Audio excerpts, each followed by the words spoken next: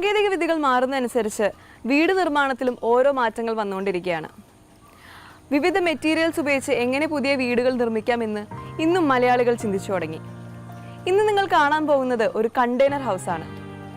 3 container ഉപയോഗിച്ച് എങ്ങനെ ഒരു വീട് നിർമ്മിക്കാം, അത് 2 ബെഡ്റൂം ഹാൾ കിച്ചൺ വീടാണെങ്കിൽ എത്ര മനോഹരമായിരിക്കും. നമുക്കത് കാണാം.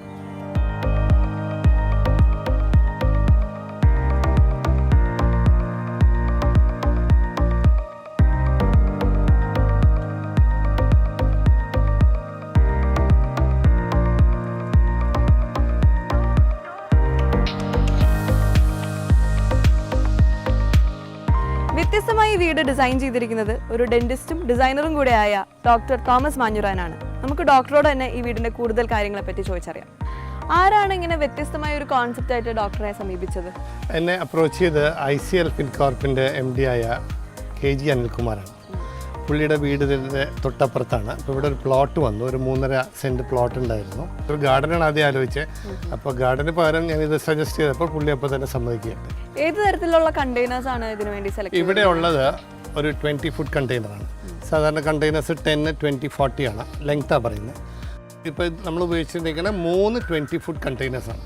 ഈ 3 20 ഫുട്ട് കണ്ടെയ്നേഴ്സും കൂടിയിട്ട് സ്റ്റാക്ക് ചെയ്തു. ഒരെണ്ണം പാരലായിട്ട് 2 സ്റ്റാക്ക് ചെയ്തു, ഒരെണ്ണം മുകളിൽ സ്റ്റാക്ക് ചെയ്തു. ഫ്രണ്ട് പോർഷൻ കാൻഡിലിവർ ആയിട്ട് മുന്നോട്ട് എക്സ്റ്റെൻഡ് ചെയ്ത് വെച്ചേക്കണം.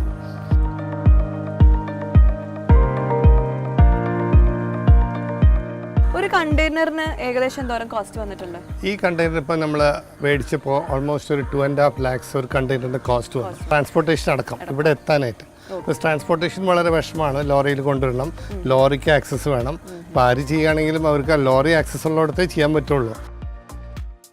അപ്പോൾ ഇത് സെലക്ട് ചെയ്യുമ്പോൾ ഇന്ന പേർപ്പസിന് സെലക്ട് ചെയ്യണമെങ്കിൽ എന്തെങ്കിലും മാനദണ്ഡങ്ങളുണ്ടോ? ഓക്കെ, നമ്മൾ ബേസിക്കലി ഇത് പറ്റാവുന്നത്ര ഇത് നല്ലൊരു സോഴ്സിൽ നിന്ന് മേടിക്കാം. അധികം ഉപയോഗിക്കാത്ത കണ്ടെയ്നർ മേടിക്കുക. 1-2 ഷിപ്മെൻറ്റ് മാത്രം നടന്ന കണ്ടെയ്നേഴ്സാണ് ഐഡിയൽ. എന്നുവെച്ചാൽ പലതരം കെമിക്കൽസും സാധനങ്ങളും ഇതിൽ കയറ്റിക്കൊണ്ടു. അപ്പോൾ നമുക്ക് അതിനെപ്പറ്റി ഇൻഫർമേഷൻ കിട്ടാൻ വിഷമമാണ്. നമ്മൾ കണ്ടെയ്നർ കൊണ്ടുവന്നിട്ട് ഫുള്ളായിട്ട് ഉള്ളിലത്തെ ഏരിയ ഫുൾ സ്ട്രിപ്പ് ചെയ്യണം. എന്നുവെച്ചാൽ അതിലത്തെ പെയിൻറ്റിൽ എന്ത് വേണമെങ്കിൽ ചേരാം. ഇപ്പോൾ നമ്മൾ കെമിക്കൽസ് ആണെങ്കിൽ കെമിക്കൽസ് ലീക്ക് ചെയ്യാം, എന്തെങ്കിലും ഇതുണ്ടെങ്കിൽ ആ ബോഡിയിൽ ചേർന്നിട്ടുണ്ടാവും. ഫുള്ള് ക്ലീൻ ചെയ്ത് ഫുള്ള് സ്ട്രിപ്പ് ചെയ്തിട്ട് വേണം നമ്മൾ റീപെയിൻറ്റ് ചെയ്യാനായിട്ട്. കോമൺ ആൾക്കാരുടെ ഒരു മെയിൻ കൺസേൺ ആയിരിക്കും കണ്ടെയ്നേഴ്സ് ഉപയോഗിക്കുമ്പോൾ ഇത് തുരുമ്പെടുക്കത്തില്ലേ, അല്ലെങ്കിൽ പുറത്ത് ഇങ്ങനെ വെക്കുമ്പോൾ നമ്മുടെ കാലാവസ്ഥയ്ക്ക് എങ്ങനെ നിൽക്കും, അതിൻ്റെ ഒരു ലൈഫൊക്കെ എന്തോരം വരുന്നുണ്ട്? ഈ കണ്ടെയ്നർ ഉണ്ടാക്കുന്ന മെറ്റീരിയൽ ഒരു കോട്ടൺ സ്റ്റീലാണ്, അതൊരു വെതേർഡ് സ്റ്റീലാണ്. അത് എത്ര കാലം വന്നാലും കേടുവരില്ല. സാധാരണ നോർമലി ഒരു കണ്ടെയ്നർ ലൈഫ് 25 to 50 years ആണ് നോർമൽ ലൈഫായിട്ട് വരുന്നത്. ഇത് കടലിൽ പോകുന്നൊരു സാധനമാണ്. കടലിൽ തിരമാലകളും ഉപ്പുവെള്ളവും എല്ലാം ഇതിൻ്റെ മുകളിൽ വന്നിട്ട് ഒന്നും ഒരിക്കലും ഇതിന് കേടുവരാറില്ല. അപ്പോൾ ഇങ്ങനത്തെ ഒരു നല്ലൊരു ക്ലൈമറ്റിൽ കൊണ്ടുവന്ന് വെച്ച് കഴിഞ്ഞാൽ മിനിമം 25 to 50 years നമുക്ക് അഷ്യൂർ ചെയ്യാം. അതോടെ മാക്സിമം ലോഡ് ബെയർ ചെയ്യാനുള്ള ഒരു കപ്പാസിറ്റി ഉണ്ടാവില്ലേ? നല്ല ലോഡ് ബെയറിംഗ് ഉണ്ട്. സാധാരണ കണ്ടെയ്നേഴ്സ് സ്റ്റാക്ക് ചെയ്തിട്ടാണ് ഷിപ്പിൻ്റെ മുകളിൽ വയ്ക്കുക. 8 to 10 times സ്റ്റാക്ക് ചെയ്യും. അപ്പോൾ എല്ലാ കണ്ടെയ്നറും ഈക്വലി സ്ട്രോങ് ആണ്. ഇത് നോർമലി ഒരു 28 ടൺസിനുള്ള കപ്പാസിറ്റിയാണ് ഒരു കണ്ടെയ്നറിന് അവർ പറയണത്, എബിലിറ്റി ടു ഹോൾഡ്. നമ്മളൊരു കണ്ടെയ്നർ ഹോം ചെയ്യുമ്പോൾ അതിന് ഒരുപാട് ചാലഞ്ചസ് ഉണ്ട്. അപ്പം നമുക്കതൊരു വീടായിട്ട് ഫീൽ ചെയ്യാൻ, അല്ലെങ്കിൽ പുറമേ നിന്ന് നോക്കുമ്പോൾ അതൊരു ക്യൂട്ടായിട്ടൊരു എസ്തെറ്റിക്സ് കൊണ്ടുവരാനായിട്ട് എന്തൊക്കെ കാര്യങ്ങളാണ് ഈ ഒരു പ്ലോട്ടിലും ഇത് ഫിക്സ് ചെയ്തപ്പോൾ ഒക്കെ ശ്രദ്ധിച്ചത്? ഞാൻ ഒരു ചെറിയൊരു പോർഷൻ മാത്രം കണ്ടെയ്നറിൻ്റെ ഫീൽ കിട്ടാനായിട്ട് ഒറിജിനാലിറ്റി മെയിൻറ്റെയിൻ ചെയ്തു. മുകളിലത്തെ ഫ്രണ്ട് ഇത് കാണുന്നുണ്ട്. ബാക്കിയുള്ള ഭാഗം മുഴുവനും കുറേ ഏരിയാസ് ഈ ഫൈബർ സിമെൻറ്റ് ബോർഡ് വെച്ചിട്ട് ക്ലാഡ് ചെയ്തേക്കാണ്. അപ്പോൾ ക്ലാഡ് ചെയ്തപ്പോൾ ആ കണ്ടെയ്നറിൻ്റെ ഒരു ഫീല് പോയി. പിന്നെ കളേഴ്സ് കൊടുത്തു, പ്ലേസിങ് ആയിട്ടുള്ള കളേഴ്സ് കൊടുത്തു, വിൻഡോസ് വെച്ചു. അപ്പോൾ ആ കണ്ടെയ്നറിൻ്റെ ഫീല് പോകാനായിട്ടുള്ള ബേസിക് സാധനങ്ങൾ വിൻഡോസ്, ക്ലാഡിങ്, കളേഴ്സ്, പിന്നെ കുറച്ച് ഗ്രിൽസ്, പുറത്തുനിന്നൊരു കാസ്റ്റ് ആൻഡ് സ്റ്റെയർ കേസ് വെച്ചു. അപ്പോൾ അതിനൊരു നല്ലൊരു ഫീൽ കിട്ടി. ഫ്രണ്ട് പോർഷൻ ക്യാൻഡിലിവർ ചെയ്ത് കണ്ടെയ്നർ ഒരു ഹൈറ്റിൽ വെച്ചിരിക്കുന്നു. പറ്റാവുന്ന അത്ര റിഫ്ലക്റ്റീവ് ഗ്ലാസ്സസ് ഒക്കെയാണ് ഉപയോഗിച്ചിരിക്കുന്നത്, അതിന് ചൂട് സ്റ്റോപ്പ് ചെയ്യാനായിട്ട്. ഇവിടെ നല്ലൊരു ചൂടുള്ളൊരു ഏരിയയാണ്, പ്ലാന്റ്സും ഇല്ല, അത് കാരണം നന്നായിട്ട് അത് ചെയ്തിട്ടുണ്ട്. പിന്നെ ഇവിടെ കുറച്ച് ആർട്ടിഫിഷ്യൽ ഗ്രാസ് ഇട്ടിട്ട് ചുറ്റും കവർ ചെയ്തു. സോ ദാറ്റ് ഓൾവേസ് ഒരു പ്ലസന്റ് ഫീൽ കിട്ടും. എക്സ്ട്രാ ലോൺ ഏരിയയും കിട്ടും. ആകെ ഒരു 3.5 സെന്റ് സ്ഥലമേ ഉള്ളൂ. അപ്പോൾ അതിൽ മാക്സിമം യൂട്ടിലൈസേഷൻ നമുക്ക് ചെയ്യാൻ പറ്റും. ഒരു 3 സിറ്റിംഗ് സ്പേസ് ഞാൻ കണ്ടേക്കുന്നത്. ഇവിടെ ഒരു സിറ്റിംഗ് സ്പേസ്, ഇപ്പുറത്തൊരു ലോണ്, പിന്നെ മുകളിലൊരു സിറ്റിംഗ് സ്പേസ്. അപ്പോൾ ഈവനിങ്സ് ഒക്കെ വളരെ അപ്പോൾ ചെറിയൊരു വാട്ടർഫോൾ പോലെ ഉണ്ടാക്കിയിട്ടുണ്ട്. അപ്പോൾ ആ ഒരു ഫീല് നന്നായിട്ട് നമുക്ക് രാത്രി ഇരിക്കുമ്പോൾ നല്ലൊരു മൂഡാണ്. പിന്നെ കണ്ടെയ്നർ ഫുള്ളായിട്ട് റേസ് ചെയ്തു, ഫ്ലോർ ചെയ്യുന്നു. ഇതെങ്ങനെയാണ് ഫിക്സ് ചെയ്തിരിക്കുന്നത് ഈ ഗ്രൗണ്ടിൽ? ഈ കണ്ടെയ്നർ ഒരു കണ്ടെയ്നറിന് 20 ഫുട്ടർ ആണെങ്കിൽ 6 പോയിന്റ്സിലാണ് നമ്മളത് ഫിക്സ് ചെയ്യുക. ഈ ഓരോ പോയിന്റും ഒരു 1 ഫീറ്റ് സൈസുള്ള ഒരു ചെറിയ പില്ലറാണ്. ആ പില്ലർ നിലത്തേക്ക് കുഴിച്ചിട്ടിട്ട് അതിൻ്റെ മുകളിലാണ് ഇത് വെച്ചിരിക്കുന്നത്. അപ്പം നമുക്ക് വേണമെങ്കിൽ ഇത് എപ്പോൾ വേണമെങ്കിൽ എടുത്തോണ്ട് പോകാം.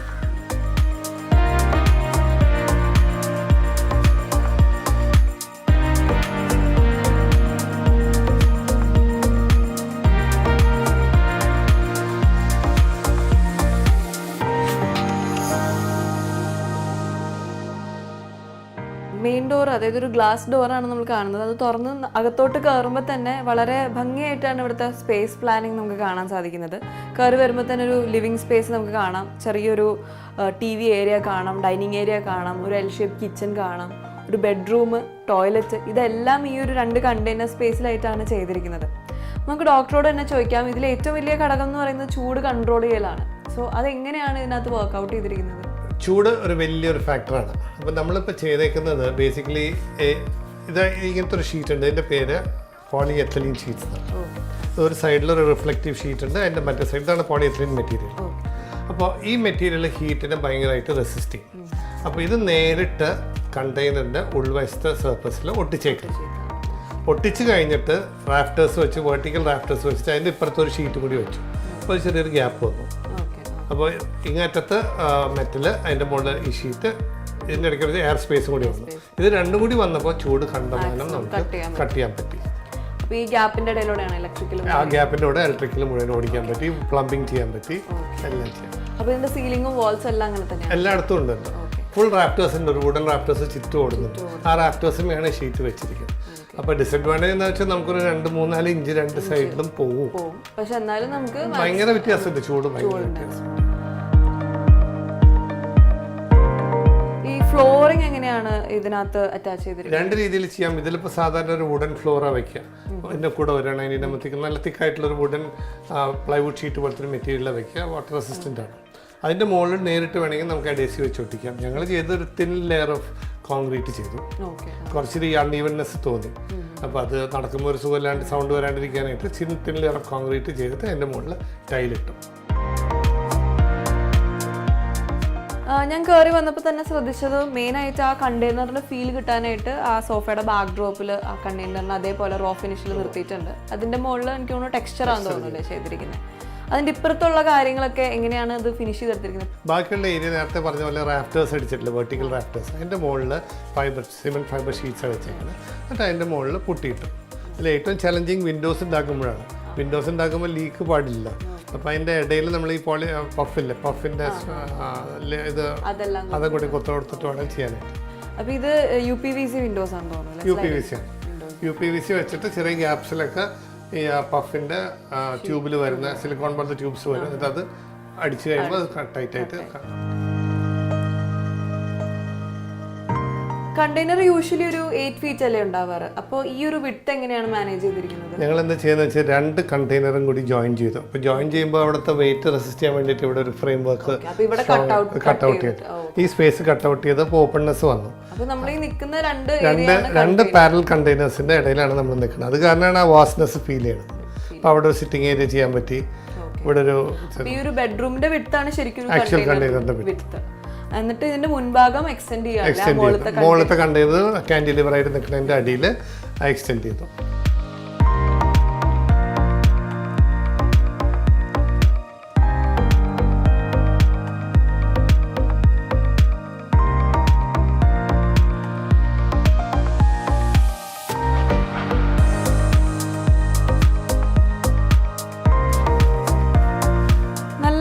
സൗകര്യം നമുക്ക് കണ്ടെയ്നർ ആണെന്ന് തന്നെ തോന്നത്തില്ല. അത്രയും സൗകര്യമുള്ള രീതിയിലാണ് ഈ ഒരു ബെഡ്റൂം പ്ലാൻ ചെയ്തിരിക്കുന്നത്. നമുക്ക് ഈ സൈഡിൽ നോക്കുകയാണെങ്കിൽ അത്യാവശ്യമായിട്ടുള്ള സൗകര്യങ്ങൾ, അതായത് വാർഡ്രോബ് കാണാം, ഇവിടെ ചെറിയ സീറ്റിംഗ് സ്പേസ് കാണാം, അറ്റാച്ച് ടോയ്ലറ്റ് കാണാം. അപ്പോൾ എങ്ങനെയാണ് ഈ ഒരു സ്പേസ് ഇതുപോലെ പ്ലാൻ ചെയ്തെടുത്തത്? ഈ ഒരു സ്പേസ് ഡ്യുവൽ പർപ്പസ് നമ്മൾ മനസ്സിൽ കണ്ടേക്കണം. ഒന്ന് ഈ ബെഡ് ആക്ച്വലി പൊക്കാൻ പറ്റും. Okay, Murphy ബെഡാണല്ലോ.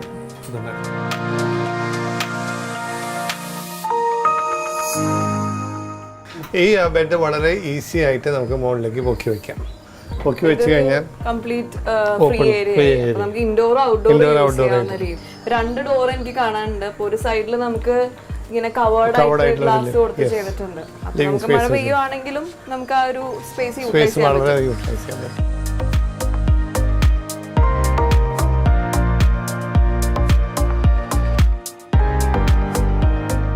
കണ്ടെയ്നറിന്റെ ആ ടോപ്പ് പോർഷൻ മാക്സിമം യൂട്ടിലൈസ് ചെയ്യുന്ന രീതിയിലാണല്ലേ ആ ഒരു ടെറസ് ഒക്കെ ചെയ്തിരിക്കുന്നത്. രണ്ട് പേർപ്പസ് ആയിരുന്നു.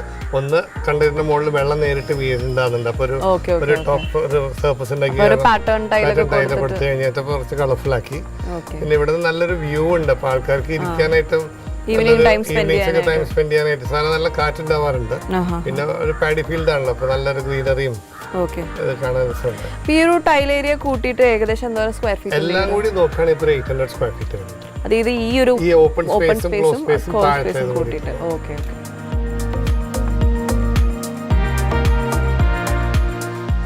ഒരു വീട് ഇങ്ങനെ കാണിക്കുമ്പോൾ ഏറ്റവും കൂടുതൽ ആൾക്കാർ ചോദ്യം ചോദിക്കുന്നതാണ് ഇതിന്റെ കോസ്റ്റിംഗ് എങ്ങനെയാണ് അത് ചെയ്തിരിക്കുന്നത് എന്നുള്ളത്. അപ്പോൾ ഏകദേശം എത്ര വന്നിട്ടുണ്ട് ഇത്? ഈ ഒരു പ്രോജക്റ്റ് കുറച്ച് പ്രീമിയം ആയിട്ട് ചെയ്തേക്കണം. അപ്പൊ നമുക്കൊരു 3000 റുപ്പീസ് ഒരു സ്ക്വയർ ഫീറ്റ് കോസ്റ്റ് വന്നിട്ടുണ്ട്. ഓക്കെ, അപ്പോൾ ടോട്ടൽ ഏകദേശം ഒരു 25 to 30 lakhs കോസ്റ്റ് വരുന്നുണ്ട്. നമ്മളിപ്പോ ഇത് എന്തോരം വേണമെങ്കിലും കുറയ്ക്കാം. കുറച്ച ഫിനിഷും ഉണ്ടാവില്ല, നമുക്ക് ടെമ്പറേച്ചർ കൺട്രോളും കാര്യങ്ങളും സാധാരണ ഒരു ലേമാൻ ചെയ്യാൻ പറ്റും. നമുക്ക് ഈ കോൺസെപ്റ്റ് എടുത്തിട്ട് ചെയ്യാൻ പറ്റും. പക്ഷേ ടെമ്പറേച്ചർ കൺട്രോൾ ആണ് ഏറ്റവും ഇമ്പോർട്ടന്റ്. അപ്പൊ അതിന് മെനക്കെട്ട് കഴിയുമ്പോൾ കുറച്ചൊരു കോസ്റ്റ് വരും. നമ്മളിപ്പോ ഒരു 3-6 ഊട്ടിയിൽ കൊണ്ടുപോയി വെച്ച് കഴിഞ്ഞാൽ നമുക്ക് ടെമ്പറേച്ചർ കൺട്രോളിലെ കോസ്റ്റ് ഭയങ്കരമായിട്ട് കുറയ്ക്കാൻ പറ്റും. അപ്പൊ അങ്ങനെ ചെയ്യുമ്പോൾ നമുക്ക് ഇങ്ങനത്തെ റിസോർട്ടുകളും തണുപ്പുള്ള സ്ഥലങ്ങൾക്കൊക്കെ ഒരു കോൺസെപ്റ്റ് ആയിട്ട് യൂസ് ചെയ്യാം. പിന്നെ ലോങ് ലാസ്റ്റിംഗ് ആണ്, ലൈഫ് ഉണ്ടല്ലോ, ലോഞ്ചിവിറ്റി ഉണ്ടല്ലോ. ഒരു 25 to 50 years നമുക്ക് ഷുവർ ആക്കാം. ഈ ലാർജ് സ്കെയിൽ മാസ് പ്രൊഡക്ഷൻ ഒക്കെ വേണമെങ്കിൽ ചെയ്യാം.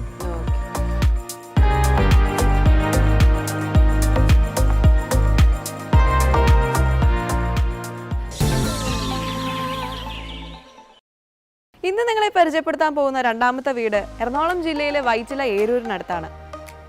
നമ്മുടെ കൊച്ചി വാട്ടർ മെട്രോ കടന്നു പോകുന്ന നാഷണൽ വാട്ടർവേസിന് സമീപമാണ് ഈ വീട് സ്ഥിതി ചെയ്യുന്നത്.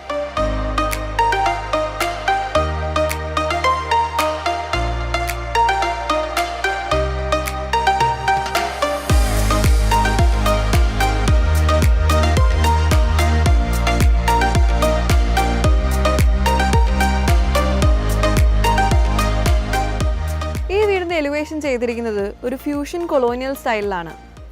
വൈറ്റ് കളറിൻ്റെയും ഗ്രീൻ കളറിൻ്റെയും വുഡിൻ്റെയും കോമ്പിനേഷനാണ് നമ്മൾ എലിവേഷൻ്റെ ഭാഗമായി കാണുന്നത്.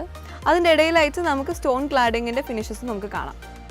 എലിവേഷൻ്റെ ഭാഗമായി കാണുന്ന ഈ ഒരു ബോക്സ് ഷേപ്പിന് മറ്റൊരു പ്രത്യേകതയുണ്ട്.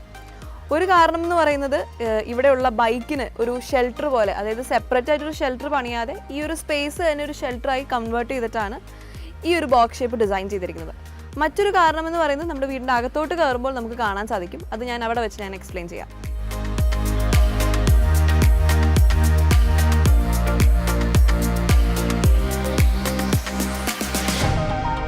ഈ വീടിൻ്റെ 2 നിലയും ഫ്ലാറ്റ് ആയിട്ടാണ് വാർത്തിരിക്കുന്നത്. അതിൻ്റെ മുകൾ ഭാഗത്തായിട്ടാണ് റൂഫിംഗ് ഷീറ്റ് കൊടുത്തിരിക്കുന്നത്. അത് വീടിനെ കൂടുതൽ ഭംഗിയേകുന്ന രീതിയിലാണ് ആ ഷീറ്റിൻ്റെ ഡിസൈനും പ്ലാൻ ചെയ്തിരിക്കുന്നത്. ടൈൽ പ്രൊഫൈൽ വരുന്ന രീതിയിലുള്ള റൂഫിംഗ് ഷീറ്റുകളാണ് അവിടെ ഉപയോഗിച്ചിരിക്കുന്നത്. ഡിസൈനിൻ്റെ ഭാഗമായി ഇങ്ങനെ ഒരു റൂഫിംഗ് ഷീറ്റ് ഉപയോഗിച്ചതുകൊണ്ട് തന്നെ വീടിന് കൂടുതൽ ഭംഗിയേകുന്ന രീതിയിലാണ് ഇത് പ്ലാൻ ചെയ്തിരിക്കുന്നത്. വീടിൻ്റെ റൂഫ് ഇതുപോലെ സ്ലോപ്പിംഗ് ആയിട്ട് ചെയ്തുകൊണ്ട് തന്നെ ഫ്ലാറ്റ് റൂഫിൻ്റെ സ്ലോപ്പ് റൂഫിൻ്റെ ഇടയിലായിട്ട് കിട്ടുന്ന ആ ഒരു ആറ്റിക് സ്പേസ് മാക്സിമം സ്റ്റോറേജിനായിട്ടും അതൊരു ഗ്യാതറിംഗ് സ്പേസ് ആയിട്ടും യൂസ് ചെയ്യാൻ പറ്റും. ഈ പ്ലോട്ടിന് 2 എൻട്രൻസ് ആണുള്ളത്. അതുകൊണ്ട് തന്നെ ഈ കാണുന്ന സിറ്റ് ഔട്ടിൻ്റെ ഭാഗമായി 2 സൈഡിലും സ്റ്റെപ്സ് കൊടുത്തിട്ടുണ്ട്. ഒരു ഇലോങ്ങേറ്റഡ് സിറ്റ് ഔട്ട് സ്പേസ് ആണ്.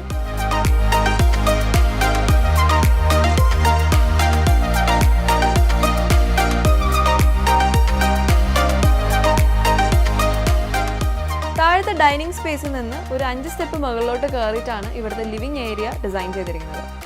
ഇതിങ്ങനെ ഡിസൈൻ ചെയ്തിരിക്കുന്നതിന് മറ്റൊരു കാരണമുണ്ടെന്ന് ഞാൻ നേരത്തെ പറഞ്ഞായിരുന്നു. അതിൻ്റെ മെയിൻ ഹൈലൈറ്റ് എന്ന് പറയുന്നത് നമുക്ക് ആ പുഴയിലേക്കുള്ള വ്യൂ, ആ ഒരു വാട്ടർ വേയിലേക്കുള്ള വ്യൂ മാക്സിമം കിട്ടുന്ന രീതിയിലാണ് ഈ ഒരു ഹൈറ്റിൽ ഇത് പൊസിഷൻ ചെയ്തിരിക്കുന്നത്. ഈ ഭാഗത്തായിട്ട് വലിയ വിൻഡോ കൊടുത്തിട്ടുണ്ട്. ഒരു എൽ ഷേപ്പ് സോഫയാണ് ഇവിടെ TV യൂണിറ്റിന് മുന്നിലായിട്ട് നൽകിയിട്ടുള്ളത്. ഒരു പാർട്ടീഷൻ എന്ന പോലെ, ഒരു മറ പോലെ നമുക്ക് പ്ലൈവുഡ് ലാമിനേറ്റ് ഉപയോഗിച്ചിട്ടുള്ള ഒരു ലൂവർ ഡിസൈനും ഇവിടെ കാണാം.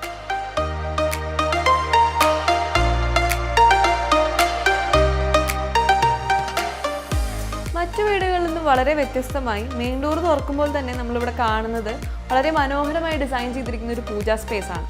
അതിനോട് തൊട്ട് ചേർന്നുള്ള ഡൈനിങ് ഏരിയയിലാണ് ഞാനിപ്പോൾ നിൽക്കുന്നത്. ഈ ഒരു ഡൈനിങ് സ്പേസിൻ്റെ ബാക്കിലായിട്ട് വലിയൊരു സ്റ്റോറേജ് കൊടുത്തിട്ടുണ്ട്. അതൊരു ക്രോക്കറി കം സ്റ്റോറേജ് യൂണിറ്റ് ആയിട്ടാണ് പ്ലാൻ ചെയ്തിരിക്കുന്നത്. ഈ ഒരു സ്റ്റോറേജ് യൂണിറ്റിൻ്റെ ഇരുവശങ്ങളിലായിട്ടാണ് ഈ വീട്ടിലെ ഗ്രൗണ്ട് ഫ്ലോറിലെ 2 ബെഡ്റൂമുകളും ഉള്ളത്.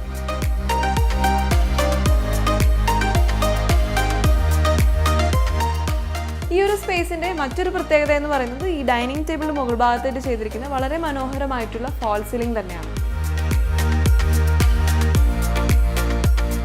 ഡൈനിങ് ഏരിയയുടെ ഭാഗമായി വരുന്ന വാഷ് കൗണ്ടർ ഈ വീടിന് ഒട്ടും തന്നെ സ്പേസ് കളയാത്ത രീതിയിൽ സ്റ്റെയർ കേസിൻ്റെ താഴ്ഭാഗത്തായിട്ടാണ് പ്ലേസ് ചെയ്തിരിക്കുന്നത്.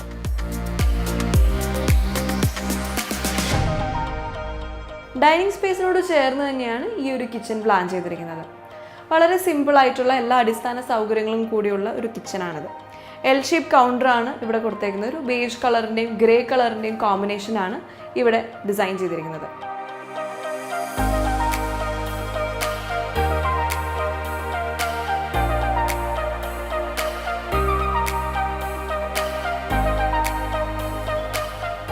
ഡൈനിങ് സ്പേസിൽ നിന്ന് ഈ സ്റ്റെയർ കേസ് വഴി നമുക്ക് ഈ ഒരു ലാൻഡിംഗ് സ്പേസിലേക്ക് എത്താം. ഏറ്റവും കൂടുതൽ നാച്ചുറലായിട്ട് കിടക്കുന്ന രീതിയിലാണ് ഈ ഒരു സ്പേസ് ഡിസൈൻ ചെയ്തിരിക്കുന്നത്. GI സെക്ഷൻസും ഗ്ലാസ് ഉപയോഗിച്ചിട്ടാണ് ഈ ഒരു ഡിസൈൻ ഡീറ്റെയിൽ ചെയ്തിരിക്കുന്നത്. അതിൻ്റെ ഭാഗമായി തന്നെ നമുക്ക് ഗ്രീനറി ഒക്കെ കൊടുക്കാൻ ഇവിടെ ചെടികളൊക്കെ സെറ്റ് ചെയ്തിട്ടുണ്ട്.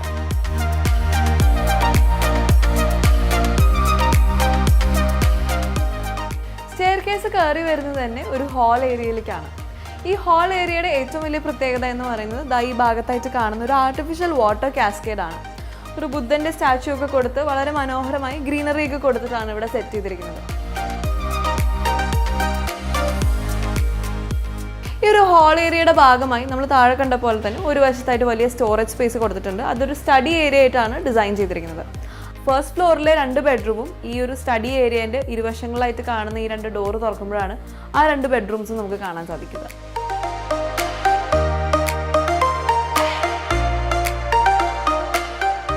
നമ്മൾ താഴെ കണ്ട പോലെ തന്നെ ഈ ഒരു ഹാൾ സ്പേസിൽ നിന്നും ഒരു 5 സ്റ്റെപ്പ് മുകളിലായിട്ട് ഒരു സ്പേസ് ഡിസൈൻ ചെയ്തിട്ടുണ്ട്. ഇവിടുത്തെ ഗൃഹനാഥനുള്ള ഒരു ഓഫീസ് സ്പേസ് ആയിട്ടാണ് ആ സ്പേസ് കൺവേർട്ട് ചെയ്തിരിക്കുന്നത്.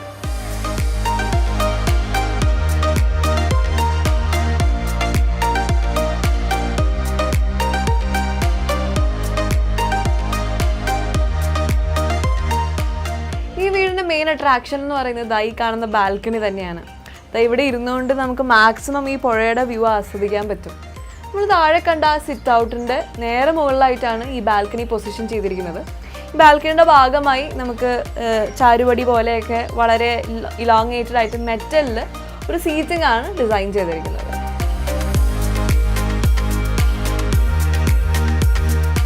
ഇതാണ് ഈ വീടിൻ്റെ ഓണേഴ്സ് ഷാജി ആൻഡ് കല. ഈ വീട് ഏകദേശം എത്ര സെന്റിലാണ് ചെയ്തിരിക്കുന്നത്? എന്തോരം സ്ക്വയർ ഫീറ്റ് ഉണ്ട് ഈ വീട്? നമ്മൾ 6.5 സെൻറ്റ് സ്ഥലമാണ്, 2650 സ്ക്വയർ ഫീറ്റ് ഉണ്ട്. ഈ വീടിൻ്റെ കൺസ്ട്രക്ഷനും ഡിസൈനും ഒക്കെ ലീഡ് ചെയ്തിരിക്കുന്ന ആരാണ്? എൻ്റെ ഒരു സുഹൃത്താണ്, തൃശ്ശൂരാണ്. ആളുടെ പേര് അർജുൻ പ്രകാശ് എന്നാണ്, ഡിസൈനറാണ്. അദ്ദേഹമാണ് ചെയ്തിരിക്കുന്നത്. പണി കഴിഞ്ഞു കഴിഞ്ഞപ്പോൾ താമസിക്കുമ്പോൾ കിട്ടുന്ന ഒരു ഫീൽ എന്തായിരുന്നു? ഞങ്ങൾ ഒരുപാട് വർഷമായിട്ട് ഈ പരിസരത്ത് തന്നെ താമസിക്കുന്ന ആൾക്കാരാണ്. അപ്പോൾ ഈ വാട്ടർ ബോഡിയും ഈ ഒരു അറ്റ്മോസ്ഫിയറും ഞങ്ങൾക്ക് ഒരുപാട് ഇഷ്ടപ്പെട്ടതുകൊണ്ടാണ് ഞങ്ങൾ ഇവിടെ തന്നെ വീട് വെക്കണമെന്ന് തീരുമാനിച്ചത്. അപ്പോൾ സാങ്കേതികമായിട്ട് കുറച്ച് പ്രശ്നങ്ങളുണ്ട് വാട്ടർ ബോഡിയുടെ അടുത്ത് ഒരു വീട് വെക്കുക എന്നുള്ളത്. അപ്പോൾ അതിന് ഞങ്ങൾക്ക് ഒരു പെർമിഷനൊക്കെ കിട്ടാൻ വേണ്ടിയിട്ട് ഞങ്ങൾ കുറച്ച് സമയമെടുത്തു. അത് ഫൈനലി ഞങ്ങൾക്ക് കിട്ടി. അപ്പോൾ ആ ഒരു വൈബ് ഞങ്ങൾക്ക്, പോസിറ്റീവ് വൈബ് ഞങ്ങൾക്ക് ഇപ്പോൾ ഉണ്ട് ആ വീടുമായിട്ട് താമസിക്കുമ്പോൾ. വീട് വളരെ സന്തോഷമാണിപ്പോൾ. നമ്മൾ വീട്ടിലോട്ട് വന്ന് കയറുമ്പോൾ ഓഫീസിലെ ടെൻഷനുള്ളൊരു ജോലിയാണ് ഞങ്ങൾക്കുള്ളത്. അത് കഴിഞ്ഞ് വീട്ടിലേക്ക് വന്ന് കയറുമ്പോൾ വളരെ ഒരു കംഫർട്ട് ഫീലാണ് ഞങ്ങൾക്ക് തോന്നുന്നത്. വീടിന് ഇങ്ങനെ ഒരു ഡബിൾ ലെയർ റൂഫിംഗ് ചെയ്യണം എന്നുള്ളത് നിങ്ങളുടെ ഒരു റിക്വയർമെൻ്റ് ആണ്? തീർച്ചയായിട്ടും. ഞങ്ങൾക്ക് ചൂട് കുറയ്ക്കുക എന്നുള്ളതായിരുന്നു ഞങ്ങളുടെ മെയിൻ ഉദ്ദേശം. പിന്നെ എലിവേഷൻ എടുത്ത് വന്നപ്പോഴും അതിനായിട്ടുള്ളൊരു മാച്ചിങ് ആയിട്ടുള്ള രീതിയിൽ ഹൈറ്റ് അത്രയും കൂട്ടി ചെയ്യണമെന്നുണ്ടായിരുന്നു. പിന്നെ ഇപ്പോഴത്തെ ഒരു ക്ലൈമറ്റ് ചേഞ്ചസ് വരുന്നതിനനുസരിച്ച് നമുക്ക് അങ്ങനെ ചെയ്യുന്നതായിരിക്കും വീടിന് കുറച്ചുകൂടി നല്ലതെന്ന് തോന്നി. താമസിക്കുമ്പോഴാണെങ്കിൽ ആ ചൂട് കുറവ് തീർച്ചയായിട്ടും ഫീൽ ചെയ്യുന്നുണ്ട്. ഞങ്ങൾ മുകളിലൊക്കെ ഞങ്ങൾ പല ആവശ്യങ്ങൾക്കായിട്ട് ഗ്യാതറിംഗ് ഒക്കെ ചെയ്യുമ്പോൾ ഞങ്ങൾക്ക് നല്ല ഒരു കംഫർട്ടബിൾ ആയിട്ടുള്ള ഒരു ഫീലാണ് കിട്ടുന്നത്.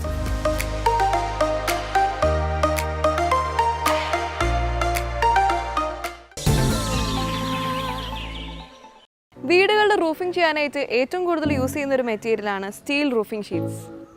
ഈ സ്റ്റീൽ റൂഫിംഗ് ഷീറ്റ്സിൽ തന്നെ ഏറ്റവും മുന്നിൽ നിൽക്കുന്ന ഒരു ബ്രാൻഡാണ് JSW എവർഗ്ലോ റൂഫിംഗ് ഷീറ്റ്സ്. ഈ റൂഫിംഗ് ഷീറ്റ്സിന്റെ പ്രത്യേകതകളെ പറ്റി നമുക്ക് പറഞ്ഞു തരുന്നു JSW എവർഗ്ലോ റൂഫിംഗ് ഷീറ്റ്സിന്റെ ഓതറൈസ്ഡ് ഡിസ്ട്രിബ്യൂട്ടറായ Ibrahim Musliyar. Top to bottom എല്ലാ കാറ്റഗറിയിലും പ്രോഡക്ട്സ്, റൂഫിംഗ് ഷീറ്റ് പ്രോഡക്ട്സ് ഇറക്കുന്ന ഒരു കമ്പനിയാണ് JSW. ലക്ഷറി അല്ലെങ്കിൽ സൂപ്പർ പ്രീമിയം കാറ്റഗറിയിൽ പെടുന്ന റൂഫിംഗ് ഷീറ്റാണ് JSW എവർഗ്ലോ. ഇതാദ്യമായാണ് STP പെയിൻറ്റിംഗ് ടെക്നോളജി യൂസ് ചെയ്ത് ഒരു പ്രോഡക്റ്റ് ഇന്ത്യയിലെ റീറ്റെയിൽ മാർക്കറ്റിൽ അവതരിപ്പിക്കപ്പെടുന്നത്. ഇതിൽ യൂസ് ചെയ്യുന്ന ബേസിക് ആയിട്ടുള്ള കോട്ടിംഗ് ഗാൽവാനിയം കോട്ടിംഗ് ആണ്. ഗാൽവാനിയം കോട്ടിങ്ങിൽ യൂസ് ചെയ്യുന്ന അലൂസിങ്ക്, അലൂമിനിയം സിങ്ക് സിലിക്കൺ ഒരു മിക്സ്ചറാണ് ബേസ് കോട്ടായിട്ട് യൂസ് ചെയ്യുന്നത്. അതിന് മുകളിലാണ് പെയിൻറ്റ് കോട്ട് പോലെയുള്ള എക്സ്ട്രാ പ്രൊട്ടക്റ്റീവ് കോട്ടിങ്ങുകൾ ഉപയോഗിക്കുന്നത്. വെതറുമായിട്ടുള്ള ഇൻട്രാക്ഷൻസ് വരുമ്പോൾ ഇതിലുള്ള അലൂസിങ്ക് മെറ്റീരിയൽ സാക്രിഫിഷ്യലായിട്ട് എയറുമായിട്ട് റിയാക്ട് ചെയ്ത് അതിൻ്റെ കനം കുറയുന്ന ഒരു പ്രതിഭാസമുണ്ട്. അപ്പോൾ അത് പ്രൊട്ടക്റ്റ് ചെയ്യാനാണ് അതിന് മുകളിൽ റൂഫിംഗ് ഷീറ്റിൽ അലൂസിങ് കോട്ടിങ്ങിന് മുകളിലായിട്ട് പെയിൻറ്റ് കോട്ടിങ് ഉപയോഗിക്കുന്നത്. പല റൂഫിംഗ് ഷീറ്റുകളിലും നമുക്ക് കാണാൻ പറ്റും പെയിൻറ്റ് പീൽ ഓഫ് പോലുള്ള പ്രശ്നങ്ങൾ. അപ്പോൾ അത് വരാതിരിക്കണമെന്നുണ്ടെങ്കിൽ ഏറ്റവും ഹൈ ഗ്രേഡ് പെയിൻറ്റ് തന്നെ റൂഫിംഗ് ഷീറ്റിൽ ഉപയോഗിക്കണം. ഏറ്റവും ലേറ്റസ്റ്റ് ആയിട്ടുള്ള STP, എൻ്റെ പേരിൽ തന്നെ ഉണ്ട് സൂപ്പർ ഡ്യൂറബിൾ പോളിസ്റ്റർ. ഡ്യൂറബിൾ എന്ന് പറയുമ്പോൾ തന്നെ അതിൻ്റെ ഡ്യൂറബിലിറ്റി അവിടെ അസർട്ടൈൻ ചെയ്ത് നമുക്ക് മനസ്സിലാക്കാൻ പറ്റും. ഫെയ്ഡിങ് വരാതെ ആൻറ്റി ഫെയ്ഡിങ് ആയിട്ട് റൂഫിംഗ് ഷീറ്റ് നിലനിൽക്കാൻ വേണ്ടി high grade STP paint JSW എവർഗ്ലോയെ ഹെൽപ്പ് ചെയ്യുന്നുണ്ട്. റൂഫിംഗ് ഷീറ്റിൻ്റെ bottom paint finish paint coat ഉപയോഗിക്കുന്നതിലൂടെ ഇൻറ്റീരിയറിൽ നമുക്ക് വളരെയേറെ ബ്രൈറ്റ്നസ് കൊണ്ടുവരാൻ പറ്റും. ഒരു 40 മൈക്രോൺസ് ആണ് top and bottom puttu together roofing ഷീറ്റിൽ വരുന്ന എവർഗ്ലോ റൂഫിംഗ് ഷീറ്റിൽ വരുന്ന പെയിൻറ്റിൻ്റെ കനം. ഹൈ സോളാർ റിഫ്ലക്റ്റ് ഇൻഡെക്സ് ഉള്ള ഒരു റൂഫിംഗ് പ്രോഡക്റ്റാണ് JSW എവർഗ്ലോ. ഇത് കാരണം സൂര്യപ്രകാശം മൂലമുണ്ടാകുന്ന ഓവർ ഹീറ്റ് റൂഫിംഗ് ഷീറ്റ് വളരെ പെട്ടെന്ന് തന്നെ എമിറ്റ് ചെയ്ത് റിജക്റ്റ് ചെയ്ത് കളഞ്ഞ് റൂഫിംഗ് ഷീറ്റിന് സ്വാഭാവികമായിട്ടുള്ള ഒരു കൂള് എപ്പോഴും ഇൻറ്റീരിയർ മേഖലയിൽ കിട്ടും.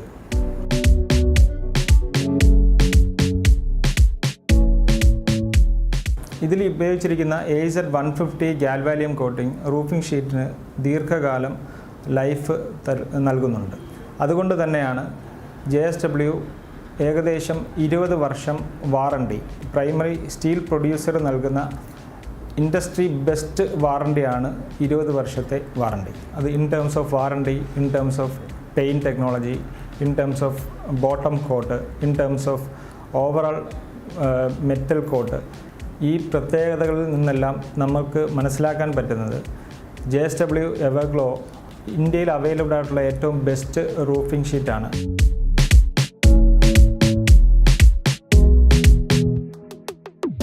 ഇന്നത്തെ ഈ എപ്പിസോഡ് ഇവിടെ അവസാനിക്കുകയാണ്.